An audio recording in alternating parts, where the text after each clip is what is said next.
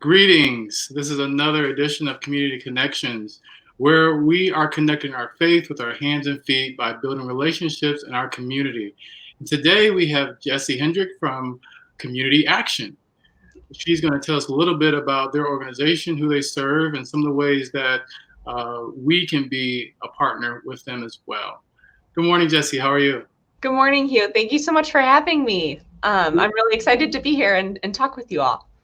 Well, it's our pleasure to have you as our guest today, and we look forward to learning more about what you all do. So, why don't you tell us what your position is, and also tell us who do you serve and what services do you offer? Absolutely. So I am the Communications and Development Coordinator at Community Action.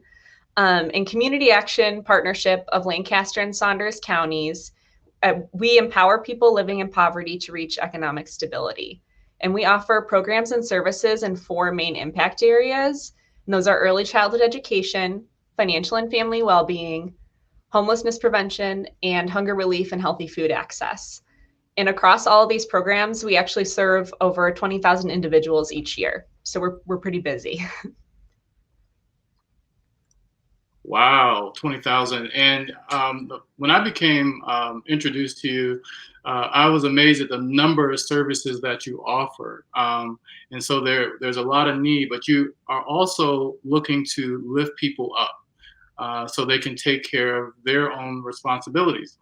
So with that, though, I'm sure with all these services, where do you see the most need? Yeah, that's sort of a tricky question right now, especially, right? Because our programs, we do serve people living in poverty. And so right now, especially thinking in the context of the COVID-19 pandemic, those we serve are really disproportionately experiencing the economic effects of this pandemic, right? And as a result, we're really seeing heightened need across the board.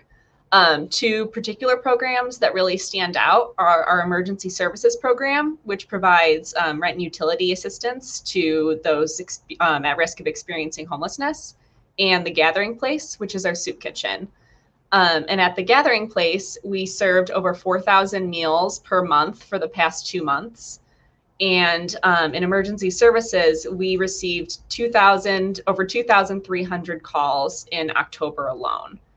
So those are really the programs that I think stand out the most at this point in time, especially when you think about those true basic needs, right?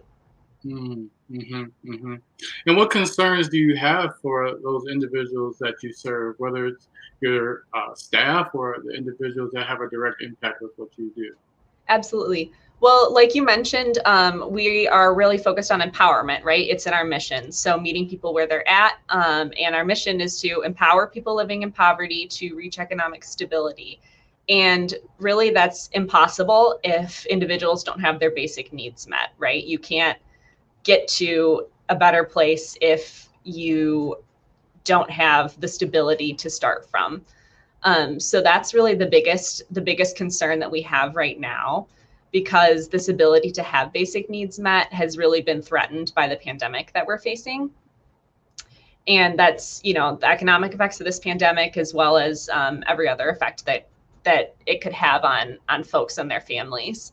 And so what we really need right now is to ensure our internal capacity to be able to keep pace with those needs as they continue to grow. They've grown throughout 2020, and we anticipate that will continue to be the case as we move into the new year. Yes, there's so much uncertainty right now. And I know that a lot of organizations we talk to right now aren't accepting volunteers. It's more putting an additional burden, and your staff may not call it a burden because they love what they do. But what opportunities are there for the community to assist in what you're doing? Well, right now, in terms of volunteer-specific opportunities, we have had to scale those back quite a bit over the past year, as you sort of touched on in your question, and that's just in order to keep everybody safe. But although we don't have a lot of opportunities right now, we're really looking forward to involving the community in our work at a greater level when it's safe to do so again. Right now, the best way to support is really to give. Yes. And just not giving just to give, but you know where those resources are really needed and can direct those to those services and those in need the most. And so, Absolutely. yeah. Um, so with that, then, do you have a memorable story that helps motivate you to continue during this unusual time? Yeah, so I was thinking a lot about this question, and it's so tricky to answer, right? Because in my role in particular, I am really lucky, really fortunate to have the opportunity to meet with people across all of our programs. And it's an absolute honor, right, when people choose to share their life experiences with me or their experiences with community action. Um, and I really couldn't come up with one in particular, one story. What I will say is that right now, the most memorable detail that stands out to me isn't from a specific person, but it's the fact that every day we're hearing from people who are reaching out for support for the very first time in their lives. And that's a really frightening thing to do, and it takes a lot of courage. So that in itself is really inspiring to me. Mhm. In terms of specifics, I know that I've had the opportunity to speak with some guests at the Gathering Place. And it's always wonderful to be able to do that and hear what they have to say about our services that we're providing there. And some guests have said things like the Gathering Place is somewhere that I go to seek comfort. And that this year for them, they felt that their words were that it has not wavered. And that feels like it's huge in terms of the uncertainty of this year. Others say that the Gathering Place reminds them of family, reminds them of like their mom's cooking, that it's a comforting place to be. And so hearing comments like that mean a lot. And I know that they mean a lot to our staff as well, the rest of our staff as well. And really they just show how great an impact that these services can have. It's so much more than that meeting that immediate need, right? It's those emotional needs as well. Yes, it is. It's a very all-encompassing thing when you talk about the services that you provide and the people who benefit from them, which ultimately could be one of us at some point. And so it is encouraging to know that your organization is there. Is there anything else you'd like us to know? I know that you have a lot of services. I don't know if we touched on all of them, but if you'd like to share what those are, you can feel free to do that too.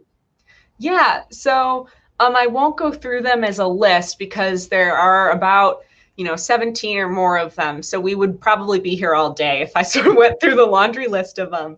But I will say that if you want to learn more about our services, the best place to go is our website, which is www.communityactionatwork.org. And there you can find a lot of information about the specifics of what we do if you're really curious about like our financial well-being programs or some more of our homelessness prevention programs or anything like that. Another great way to help is right now we actually have a campaign going on to support the Gathering Place specifically. And it's a match campaign. So right now through the end of the year, donations to the Gathering Place are being matched dollar for dollar. And so that's a really great way to support. The need there, as I mentioned earlier, is really, really great. So people can support that way. And then another way to help is really just to spread the word. Because like you said, Hugh, any one of us could be experiencing a crisis situation at any point. And I think that this year has really made that evident.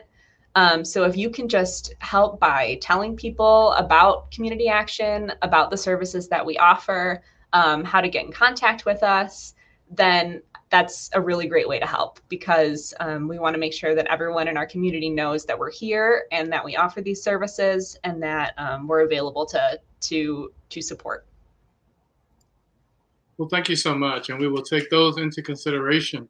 I want to encourage everyone who's viewing this to visit their website to learn about the services they provide, not only to educate yourself, but also how you may be a blessing to others by making them aware of these services so that they can find the resources that they need. It's a very great organization, and we're very happy to have you within the Lincoln Lancaster community.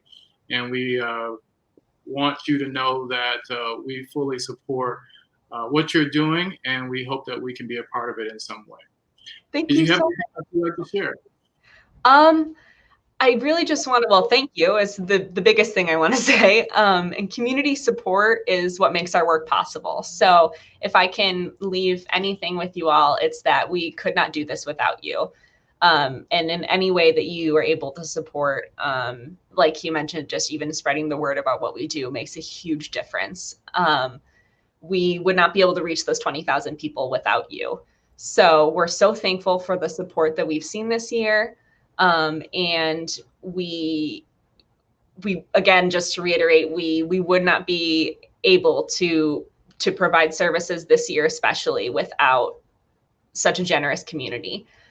So just want to say thank you. And if you're interested in helping out, check out our website. All right. Well, thank you so much. It's been a pleasure getting to know you a little bit better and the organization. And we look forward to seeing how we can partner in the future. Thank you so much, Jessie. Thanks so much, Hugh. All right. Have a good day. You too.